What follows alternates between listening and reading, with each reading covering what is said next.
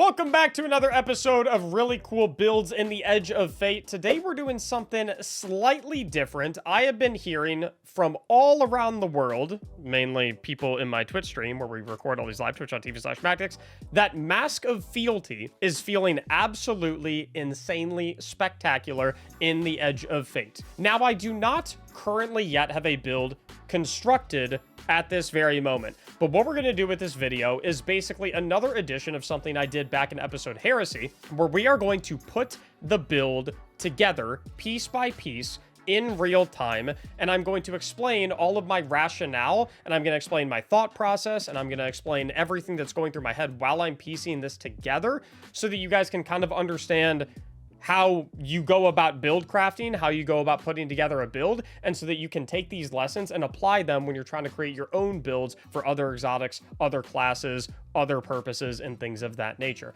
I've also got my live Twitch chat, which is going to help me out right here. They can go and say hi. Like I said, we're recording this live. We always record all these live. You should absolutely stop by because we got lots of cool folks here in the Twitch community that all love builds, all love Destiny 2, and just love playing the game and love chatting with each other and love hanging out with each other. So make sure you stop by. But we're going to slide them back over here because it is time to get cooking with the Mask of Fealty, where Withering Blade hits and bounces create a small stasis crystal and refund a portion of melee energy. Using Withering Blade to shatter crystals or frozen targets releases a spread of Withering Blades, and then that spread of Withering Blades will also create those small stasis crystals, and so on and so forth. Just basically infinite crystal spam, infinite Withering Blade spam, bunch of shurikens going all over the place. So, how do we want to construct this? Well, first things first, this is a Withering Blade-centric build, which is a melee-based ability on the Stasis subclass. So automatically, we know that stat-wise, we are going to want to invest heavily into our melee stat. Any points from 1 to 100 are going to give us increased melee energy regeneration passively and increased melee regeneration from all melee regeneration sources, so things like mods, things like fragments, or things like exotic perks like we have with Null Factor on Mask of Fealty, where again, Withering Blade hits and bounces refund a portion of melee energy. So the more stats we have in our melee stat, the more melee energy that we will refund through Null Factor. Specifically, if we can get to 100, that'll give us 190% bonus melee energy refund. But if we can get this stat over the 100 mark and get it as close to 200 as possible, we can actually get bonus damage from all of these melee throws. Specifically, if we can make our way all the way up to 200, we'll be getting up to 30, is it 30% or 35%, fellas? I believe it's 30% if I'm not mistaken. I'm currently at 141. Let me slide a melee mod on. That should take me to 15%. Yeah, so we get 15% at 151, which means we're going to be at about 30% bonus damage at 200. So we're going to try to get to 200 in the melee stat is my first priority here. But before I worry about getting the stat numbers and everything in line in that regard, first I want to construct my Stasis subclass around Mask of Fealty. And the reason I want to do that is because some of my fragments are going to either give me stat points in certain areas or take away stat points in certain areas. So I always like to get my subclass set up before I worry about stats and before I worry about putting this armor piece on here and that armor piece there with this stat distribution here and that stat distribution there and putting this plus 10 stat mod on here and putting this font mod on here, is because the fragments that we choose are going to manipulate our stats. So I always like to do this first, and because generally speaking, this is typically more important to the core of the build than general stat packages are to a certain degree. So obviously, our only option for super is Silence and Squall. We're very clearly going to be going Gambler's Dodge on our class ability because activating this is going to refund melee ability energy. But what's interesting about this is Bungie mentioned that if we have 70 stat points in a particular stat, then the ability regeneration values of that stat are going to match the ability regeneration values that they had pre-Edge of Fate. Which means if we get over the 70 stat point mark, we're actually going to get more ability energy refund for that ability specifically than we recognize pre-Edge of Fate. What's interesting with Gambler's Dodge is that now, because we're at over 100 melee stat, that means that Gambler's Dodge should actually give us more melee ability regeneration back than it ever could pre-Edge of Fate. And you might be thinking, what do you mean by that? Pre-Edge of Fate, it always gave a full melee charge. But here's the thing. With Stasis Shurikens, we have 2 charges. So my suspicion is that if I throw both Shurikens and I hit a dodge, whoa, I actually got half of a shuriken back just from the bounces, even though I didn't even hit anything. which is very amusing. So here, let me try and throw them off into space somewhere. I'm going to try and go over here, waste both of them. Excellent. Those aren't hitting anything. And then if I rip Gambler's Dodge, instead of just getting one full charge back of a Stasis Shuriken, I actually get like 1.5. Because we're at 100 stat points, which is actually giving us more melee ability energy refund than we got from Gambler's Dodge pre-Edge of Fate, which is really, really cool. And one of the aspects of the new stat rework that I really, really like, because in a situation where you have multiple charges of melee abilities, it actually gives Gambler's Dodge the capability to be better than it ever was for refunding melee ability energy. For the rest of our setup, obviously Withering Blade is our only option here and what we're going to use because of how it synergizes with Basket Fealty. What are you guys feeling that we want to go for our grenade?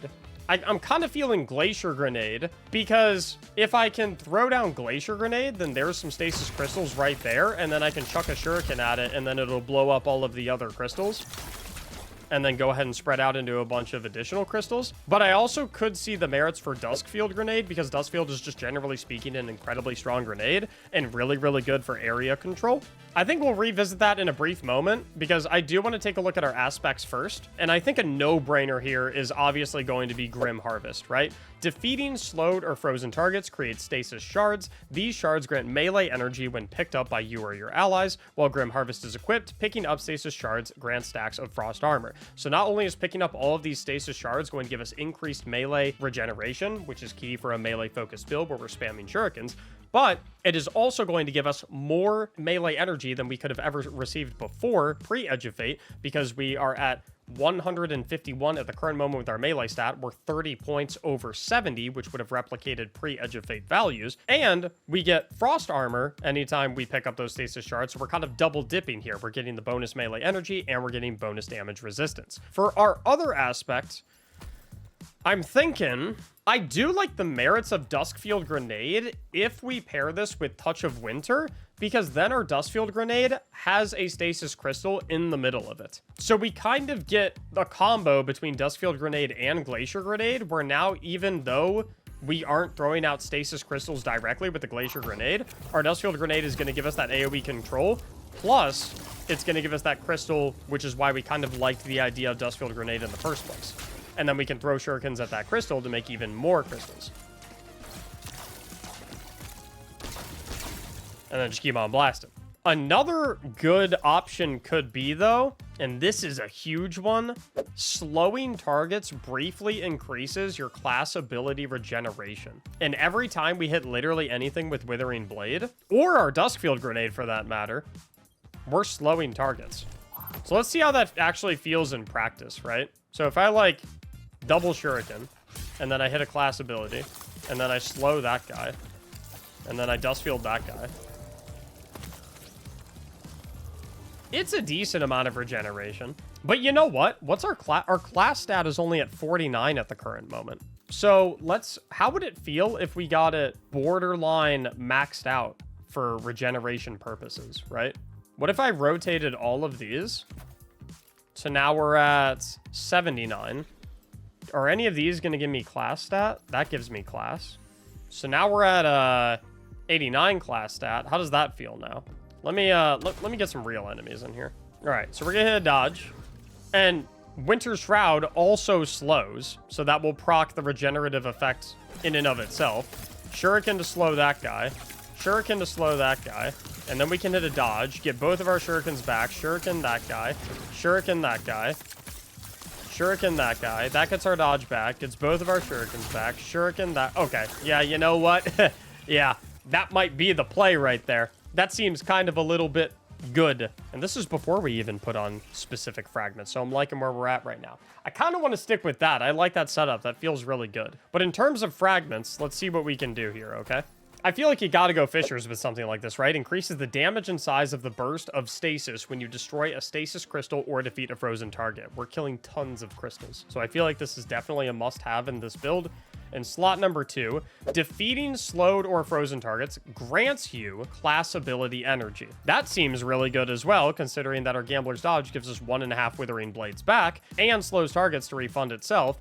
So anytime we killed slowed or frozen targets, which is like every target, we're basically fueling our infinite loop. Whisper of Durance, slow that you apply to targets lasts longer. For those abilities that linger, their duration will also increase. This, I'm not huge on for the actual effect of the fragment, but I do potentially really love the idea that this gives plus 10 to our melee stat, which for all intents and purposes is just a damage bonus for our melee. I think it's actually a 3% melee damage bonus straight up for every 10 points that we get over 100. But I do want to look at the other fragments first, because I feel like we can get better mileage out of other stuff. Whisper of Bonds, defeating frozen targets generates an orb of power. I'm not huge on something like this, because fragments like this always have an internal cooldown.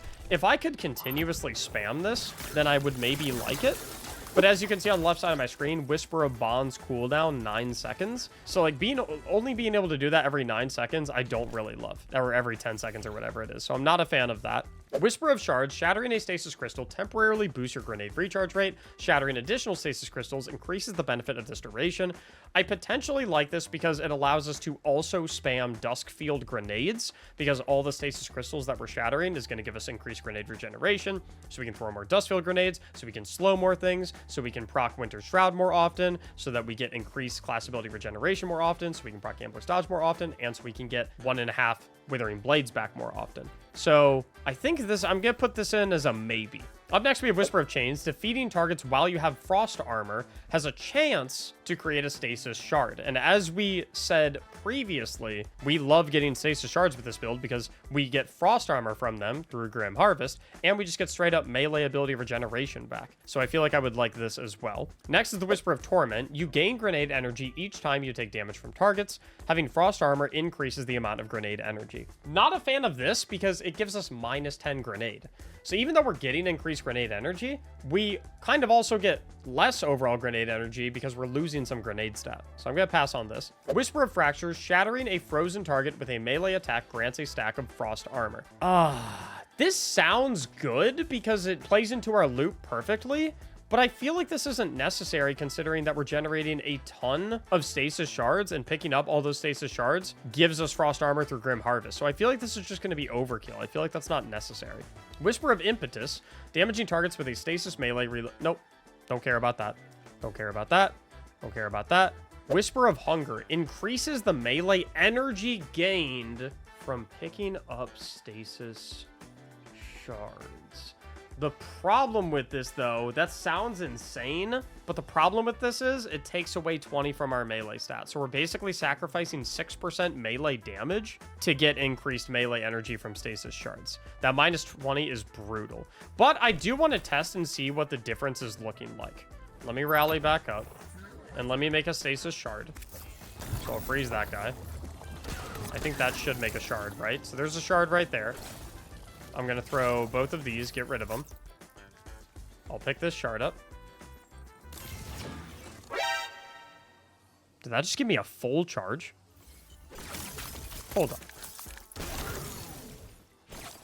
I'm going to wait for that to expire, so... Okay, so I have basically nothing. Okay, that's like 80% of a charge. That's a lot. What is it like if I don't have it on, though? Let's try it if we don't have it on. I'm going to go ahead and hit you with that. Get rid of both of these shards. Kill you. There's my shard.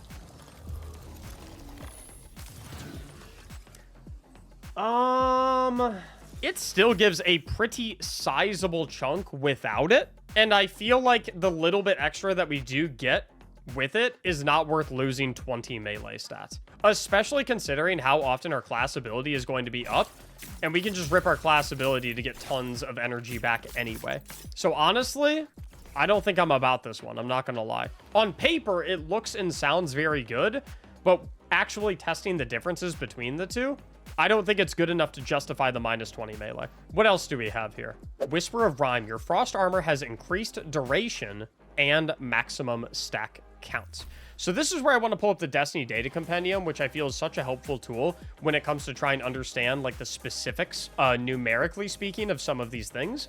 So if I come over here and I click on Stasis, and I come over here to Whisper of Rhyme, it actually shows it on Frost Armor already. So typically, we can have up to 5 stacks of Frost Armor, and each stack gives 6.25% damage resistance, where if we're at 5 stacks, we get 31.25% total damage resistance, and we can have that for a maximum of 9 seconds. But if we're running Rhyme, the maximum stack amount becomes 8 stacks, where we get 50% bonus damage resistance, and we can have that duration for up to 13 seconds. And with a build where we are making tons of Stasis Shards that we can pick up to get stacks of Frost Armor through Grim Harvest, that seems really, really good, especially from a survivability perspective. So I feel like I'm going to slot that in for my final fragment, because that sounds really awesome. So, with our final subclass setup ready to go, let's go ahead and spawn everything in. Let's re-rally, and let's see how the ability regenerations are looking. So, I'll go like double shuriken, hit the dodge, hit another shuriken on that one, hit a shuriken on him. I'm going to try and continuously slow stuff, and remember, from refraction, anytime I kill anything that's frozen or slowed, I get class ability energy back. Hit that. Kill those guys. Kill those guys. Hit that. Kill those guys. Get my dodge back. What's really cool as well now is with Gambler's Dodge, you no longer have to be next to an enemy to activate it, so you don't have to worry how close you are to enemies to actually get mileage out of Gambler's Dodge. So, like, I can be all the way over here, next to absolutely nothing, pop it in the corner, and I still get the melee regeneration effects from it, which is great. A little dodge, throw something at that, pick up all these melee shards. I'm Frost Armor times 8 right now as well. Seems very easy to maintain maximum uptime on Frost Armor times 8. I'm getting tons of ability regeneration for my grenades, so I can keep doing Dust Field grenades. Pick up that, throw that at those guys. He's slowed, so I can shoot him, pop my dodge. I'm feeling this so far. What if we do some tankier enemies, though, like the Centurions? How does it feel then? So, like, let me open with a Dust Field. Double Shuriken.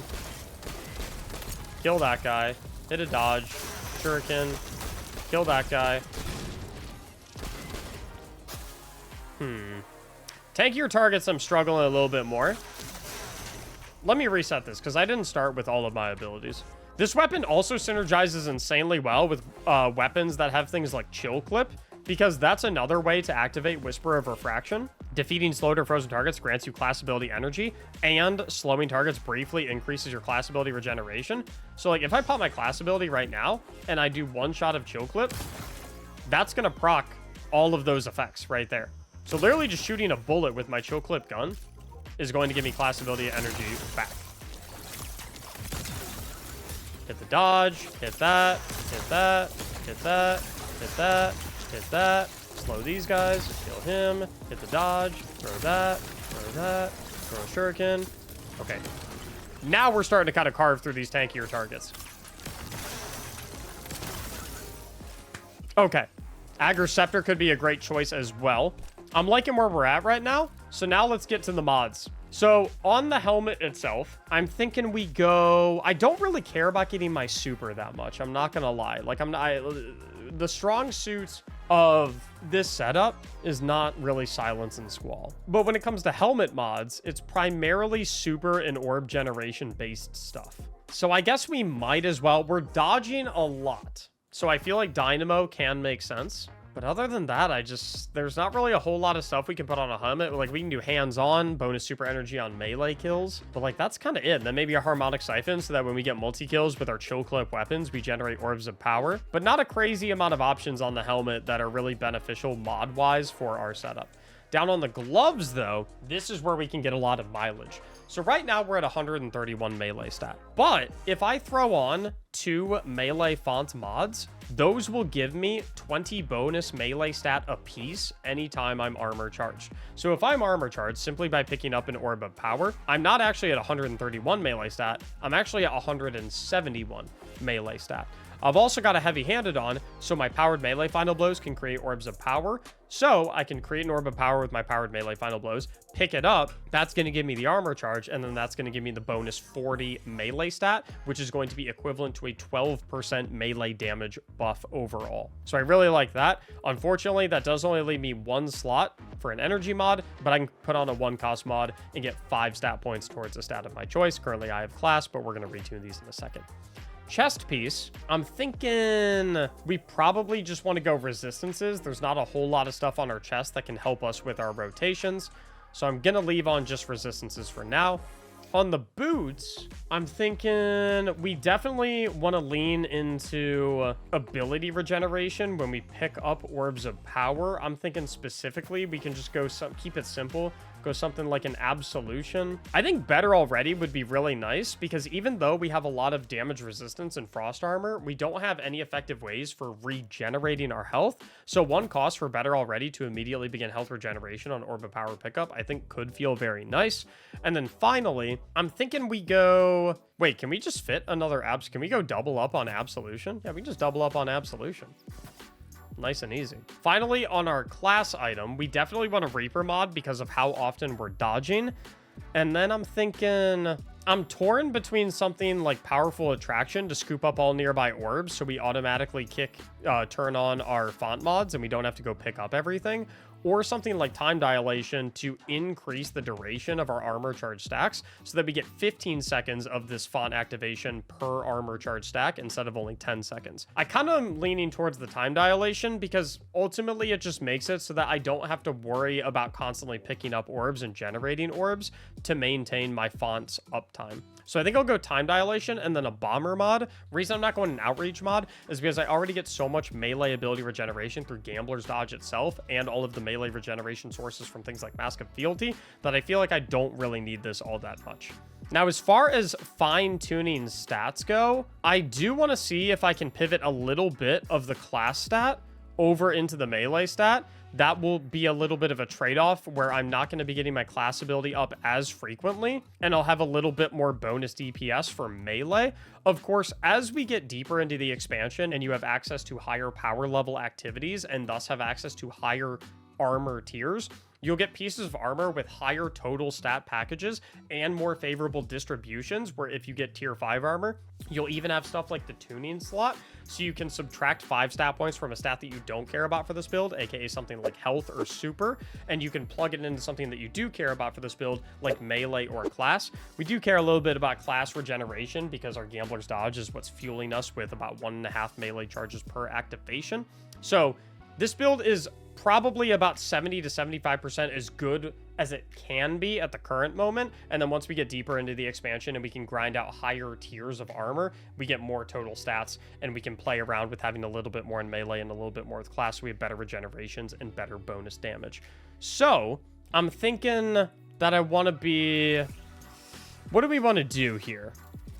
Let me sub one of these class mods for a melee mod. So we'll get a little bit less class ability regeneration, but I get 3% bonus melee damage. And I just want to see, does that still feel really good in the class ability regeneration department? Because most of my class ability regeneration is coming from defeating slowed or frozen targets and slowing any target in the first place through Winter Shroud. And it's still feeling really good. Like, actually exceptionally good.